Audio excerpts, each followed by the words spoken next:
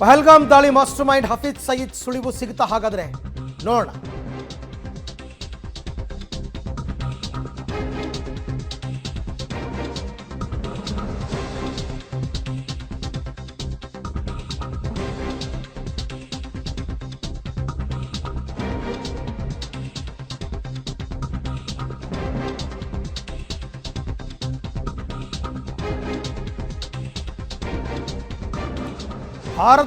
ಭಾರತಕ್ಕೆ ಯಾಕೆ ಇಡೀ ಜಗತ್ತಿಗೆ ಮೋಸ್ಟ್ ವಾಂಟೆಡ್ ಉಗ್ರ ಅಂತಂದ್ರೆ ಹಫೀಜ್ ಸಯೀದ್.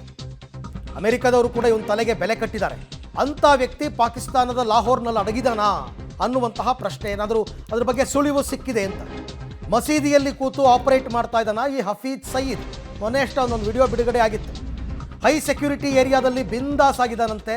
ಅದ್ರ ಬಗ್ಗೆ ಸಾಕ್ಷಿ ಲಭ್ಯವಾಗಿದೆ ಈಗ ಸದ್ಯಕ್ಕೆ. ಆದರೆ ಹಫೀಜ್ ಜೈಲಿನಲ್ಲಿದ್ದಾನೆ ಅಂತ ಪಾಕಿಸ್ತಾನ ಹೇಳ್ತದೆ. ಹಸಿ ಸುಳ್ಳು.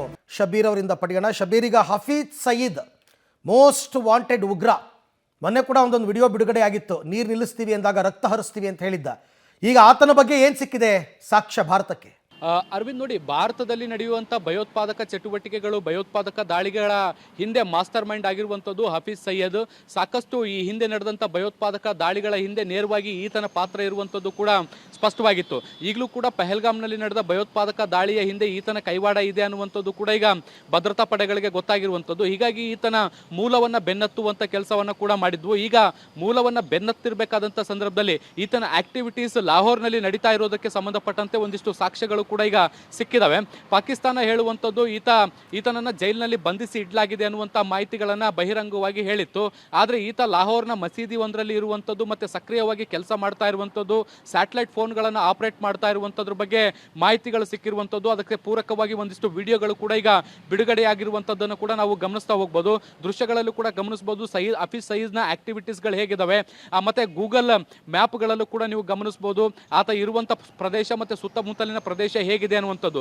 ಜನಸಾಮಾನ್ಯರು ಲಾಹೋರ್ನಲ್ಲಿ ವಾಸಿಸಬಹುದಾದಂಥ ಪ್ರದೇಶದಲ್ಲಿ ಈತ ವಾಸ ಮಾಡ್ತಾ ಇರುವಂಥದ್ದು. ಯಾಕೆಂದರೆ ಬೇರೆ ಯಾರು ಕೂಡ ದಾಳಿ ಮಾಡಬಾರ್ದು, ಯಾಕಂದರೆ ನಾಗರಿಕರ ಮೇಲೆ ದಾಳಿ ಮಾಡಿದಂತಾಗುತ್ತೆ. ಹೀಗಾಗಿ ಇದೇ ಸೇಫೆಸ್ಟ್ ಪ್ಲೇಸ್ ಅನ್ನುವಂಥ ಕಾರಣಕ್ಕೆ ಲಾಹೋರ್ನಲ್ಲಿ ಜನನಿಬಿಡ ಇರುವಂಥ ಪ್ರದೇಶವನ್ನು ಆಯ್ಕೆ ಮಾಡಿಕೊಂಡು ಅಥವಾ ಹೈ ಸೆಕ್ಯೂರಿಟಿಯನ್ನು ಪಡ್ಕೊಂಡು ಅಲ್ಲಿ ವಾಸ ಮಾಡುವಂಥ ಕೆಲಸವನ್ನು ಕೂಡ ಮಾಡ್ತಾ ಇದ್ದಾನೆ.